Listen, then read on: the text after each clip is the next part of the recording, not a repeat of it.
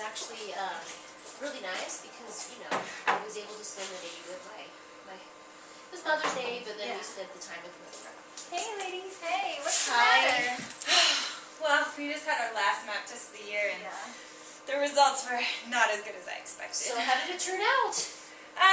For the most part, well. You know, I have several first graders that have grown so much this year, but then there are some that have grown so much and are still so far below the first grade mark. Yeah. Well, just remember, we take this map test 3 times a year.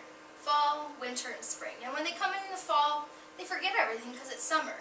And from fall to winter, they should only go up 4 points. And from winter to spring, they should go up a total of 8 points, right? Right. Yeah, it's true, but this was actually our last test. Oh. So that makes it a little bit harder. Did you have any similar cases in yours? Oh yeah, I actually have 2 students that I think that are so critical because we took the 3rd test, the end of the year test, and they are still below the beginning of the school mark. Yeah. So I don't know. I mean, what? Do you have any similar cases in 4th grade? Yeah, in 4th grade we have some kids that are testing at a 1st grade level, and then we have other kids that are scoring where senior high school students are scoring. And I read that if someone like a 1st grader, if they're really low in 1st grade, the gap continues to grow. And by the time they get to 4th grade, I mean that gap will get bigger. Yeah. So I don't know. What can we do? Yeah, what are some of the strategies that we can do to close those gaps? What if we get together a little later and we can come together with some ideas and plan? Yeah, that That's a sounds great good. idea. I really need that. Thanks. Yes, let's do it. Okay.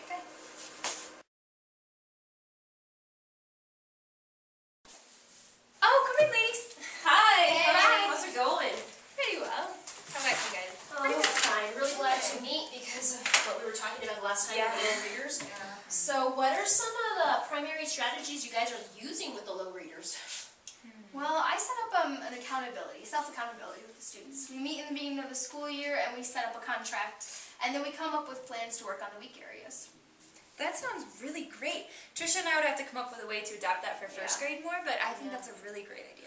Well, actually, we're using this program called RAS Kids, and it's really good because the kids, we can check their level, like their reading level. We can check how often they're reading. There are even like these quizzes where you can see check the kids' comprehension. So I mean, that has worked. Yeah, it's been really good for our struggling readers, especially. It's a great encourager. But I've also been doing reading journals nightly. So they have to read for about 15 or 20 minutes, and then they write about something that they read, or they answer a question about what they read. And that's been a great way to check their progress throughout the year, so I can see how much they're growing in weak areas there also. That's great, but it sounds like that's a lot of at-home stuff. What are you doing at school to target reading?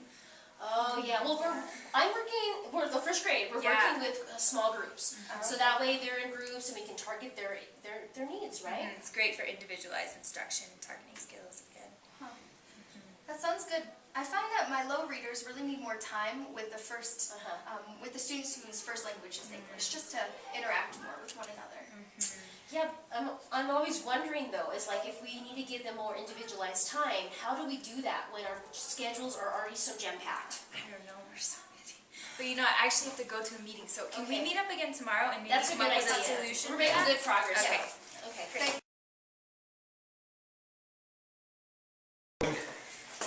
Hi. So how did the meeting go? Oh, it went really well actually. Yeah? And next year we found out we're going to have to make a school-wide reading goal to help improve our reading scores. Really? So some of these ideas we come up with will be great for that. Yeah. So what other plans have you guys come up with? Well, I was thinking that as our 2 1st grade classrooms can do this buddy reading. We can meet together like once a month, and then they can read. They can do reading discussions, and that way it just keeps them like wanting to read more. Yeah, that's a really great idea. And even Kat, maybe your 4th graders could come buddy read with our 1st graders. It'd be awesome, especially for those lower readers. It might help them with their self-confidence too if they're around those native speakers more. Absolutely. I was actually even thinking of organizing a school-wide reading goal, like an incentive goal, where the kids are challenged to read the most books in a certain amount of time. So we can help them pick level-appropriate books, and then get them reading more outside of school and count those towards. Those low readers really need those incentives. They really do. That's a good idea. I've also heard of schools doing another intervention plan when they pull kids out on small groups based on the levels that they need. And they do fun, smart board activities, hands-on things. So it's not like an instructional, boring time, but it's more of a fun learning time that they incorporate other sources of technology. Well, that sounds great, and we could target specific skills and pull the students out that need to work on those, and then make it really fun, and they wouldn't mind. They'd probably enjoy it. And then another thing is, now that we're working already with groups, I'm thinking of taking one day out of each week for those groups, for that lower group to work on fluency. Instead of teaching a new skill, have them just build their confidence by doing repeated readings. They really need that. Yeah, that's a great idea. These are awesome plans. I can't wait to get started. Yeah, well, let's keep each other updated on how they're working. Okay, all right then.